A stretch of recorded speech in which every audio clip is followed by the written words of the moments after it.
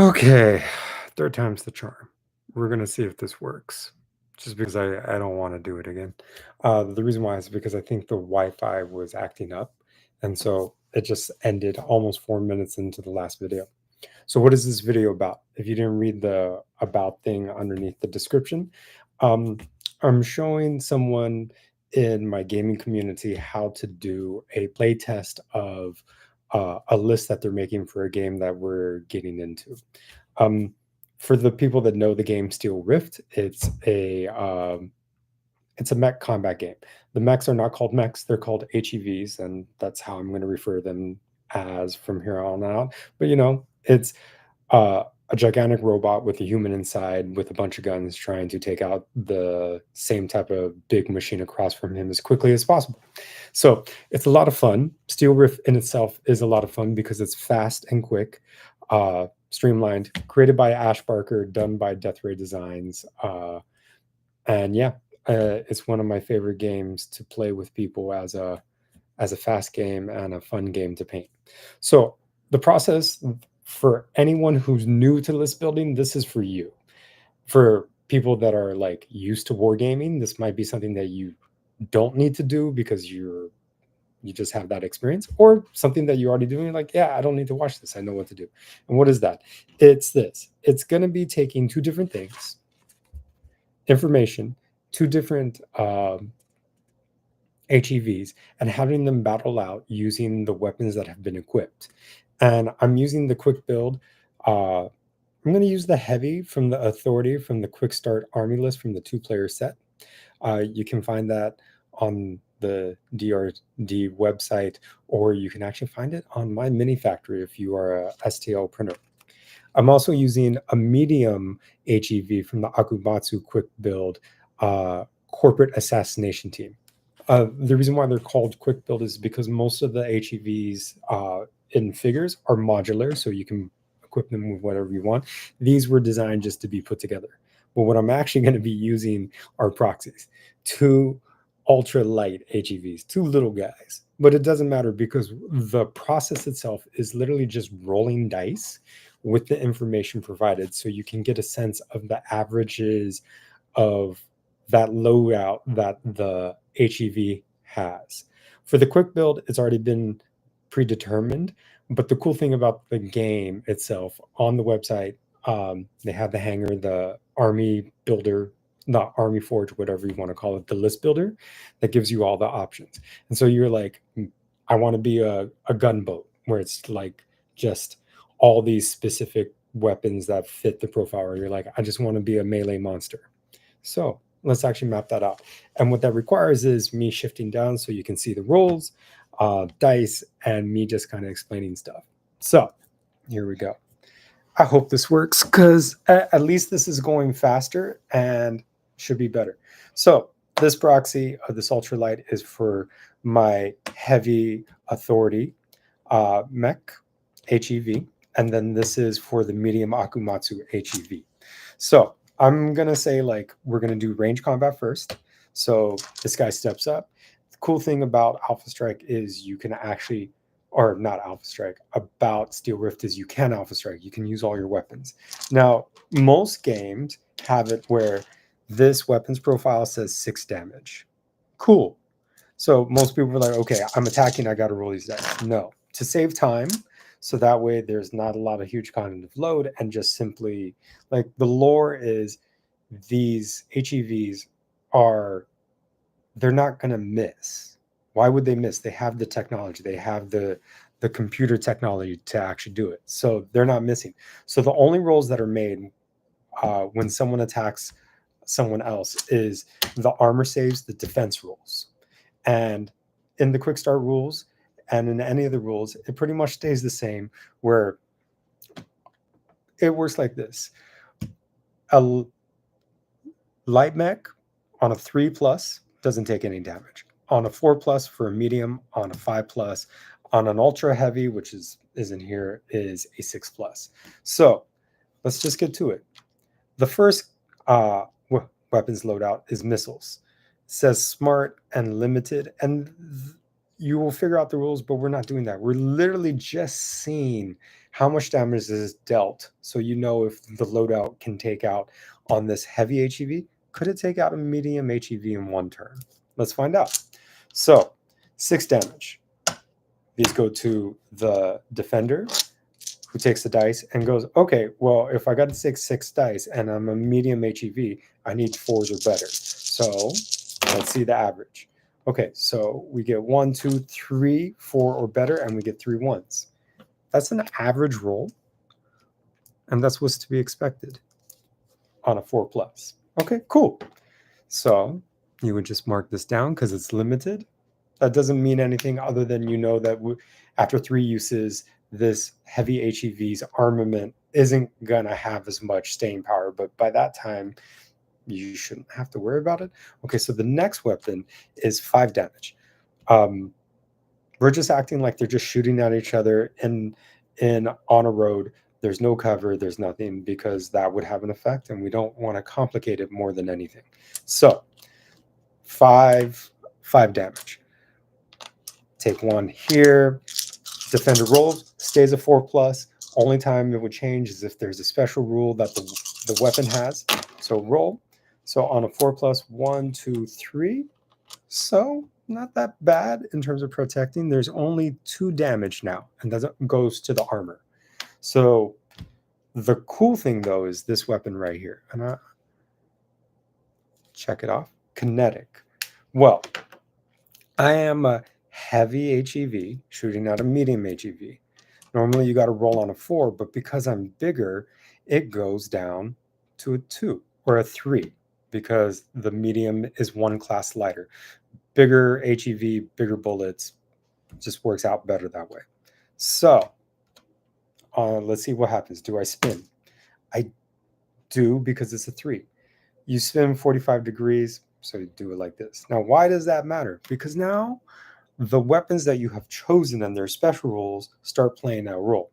This railgun normally does 1 damage, but because of that kinetic weapon that I chose as one of my loadouts, I now have created the option where I can get better shots because I'm spinning. Maybe not every time, but law of averages says, okay, how much of a chance, how much of an advantage am I giving? So that's 1 dice. Now it becomes 2. Still on 4 ups. So 4 ups, 50-50. Block it, don't block it. Okay, so it does 1 damage, but here's where the fun starts. Now it's AP. And something that a lot of people make a mistake on is, say if I had done 2 damage, I take 2 armor damage, but I would still only just take 2 structure damage. It doesn't stack, so it wouldn't be like 4 structure. So AP is good, but it's not terrifyingly good. Except if you have another railgun. Now, here's the thing. It also says kinetic. So before we go on, since we slow roll weapons in Steel Rift, let's see what happens. 2. I don't spin him, so it stays the same roll, which means out of these 2, oof, it's this hand. It is not friends to this. So 2 damage. So 1 more, but it's only 2 now. All right. So there we go. Crazy thing is, this medium HEV survived this brutal onslaught from a gunboat. Okay, so now you know, even with this combination, even if it's pretty decent rolling or pretty poor rolling on the defender side, it's not going to be an insta-kill. You could try to figure out some ways. Now, people are probably wondering, what does target designator mean? This could be done for something else. So you could have another weapon. So you're like, maybe I don't want anything other than weapons. It's all the balance and all the fun. Okay, let's go here. This guy activates and he's like, okay, I'm crippled. So I think that's -1 to movement. I'd have to take a look. That's the one thing that's not in the quick build. But from here, let's just say he still has the ability to do 2 actions, and one of them is going to be a jump because he doesn't have any ranged. All he has is melee 2, AP 2, disruptive. So on the back of this and within the different rule books, you would be able to find out the rules. But let's just deal with the damage, and then we'll take a look at this. So a medium HEV gets 4 dice on the hit, if I remember correctly. It might be 3 or 4. I'm going to take a look at it later, but right now let's just say it's 4. So 4 for a medium. Now, because he jumped, there's 2 more dice. If he had moved, it'd only be 1. So it's all about stacking the dice pools. So you're like, okay, if I take jump jets, I want to take a melee weapon because it's going to give me an added bonus. I'll lose one of my weapon slots, but at the same time, cool. Now, the one thing that I know, and this is what I love, is one of these things, high-speed servos, I'm going to get 1 attack, 1 smash attack, but I get another smash attack for free. And so let's roll it out. So going against this heavy HEV on the dice, I need to roll 5 or better if I don't want to take any damage. Let's see what happens. Okay, so I only roll 1 5. Now, this is important to note. It doesn't feel like it's going to be great, but it's going to be like this. Okay, so we map it out. So 1 to armor, 1 to structure. This is how melee weapons work. They go armor, structure, armor, structure. So armor,